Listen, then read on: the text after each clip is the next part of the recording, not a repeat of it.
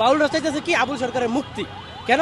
তাদের সংগঠনে যাই হোক, যে কটূক্তি কে করছে? বাউলরা করে নাই, কিন্তু বাউলের একজন আবুল সরকার যার নামটা আসছে, সব বাউলরা কিন্তু কটূক্তি করে নাই। তো আবুল সরকার কটূক্তি করছে। তো আমি মনে করি যে যিনি কটূক্তি করছে উনার বাংলাদেশ আইন অনুযায়ী যে শাস্তি পাওয়ার কথা, আমি মনে করি শাস্তি পাওয়ার কথা। কিন্তু তারা আবার বাউলরা বলে যায় কি মুক্তির কথা বলে। মুক্তির কথা কেন বলবো? যদি আল্লাহকে সত্যি কটূক্তি করে থাকে তো তারাও তো মুসলমানদের সাথে একই দাবি তুলতে পারে যে কটূক্তিকারীর কোনো জায়গা নাই বাংলাদেশে। মানে যে বাউল, এই সঙ্গীতই মূলত দেখতে গেছিলাম, আমি একজন সাধারণ দর্শক, সঙ্গীতই দেখতে গেছিলাম।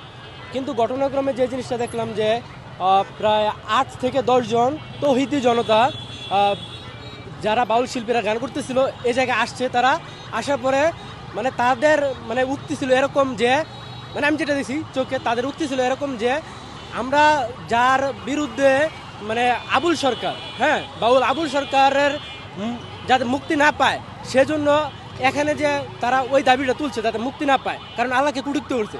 আর বাউলরা চাইতেছে কি আবুল সরকারের মুক্তি। কেন? তাদের সংগঠনে যাই হোক।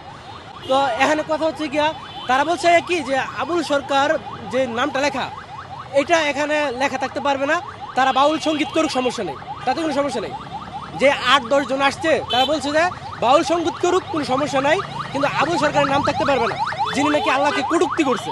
তো একই প্রসঙ্গে যদি আমি এখন বলি যে ধরেন অন্য ধর্মের, সনাতন ধর্মের যদি ভগবানকে কেউ কটূক্তি করে, তখন সনাতন ধর্মের মানুষরা কি কষ্ট পাবে না? অবশ্যই কষ্ট পাবে। তো মূলত আল্লাহকে কটূক্তি করার কারণে কিছু তৌহিদি জনতা 8-10 জন তারা মনে কষ্ট পাইছে, মনে আঘাত নেয়া, তারপরে আইসা বলছে যে আবুল সরকারের নাম থাকতে পারবে না, যেহেতু আল্লাহকে কটূক্তি করছে।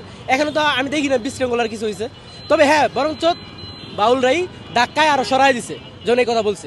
এখানে কোথায় তাহলে বাউলদের উপর আক্রমণগুলো, আমি তো এটি বুঝলাম না, আমি যেটা সরাসরি দেখলাম।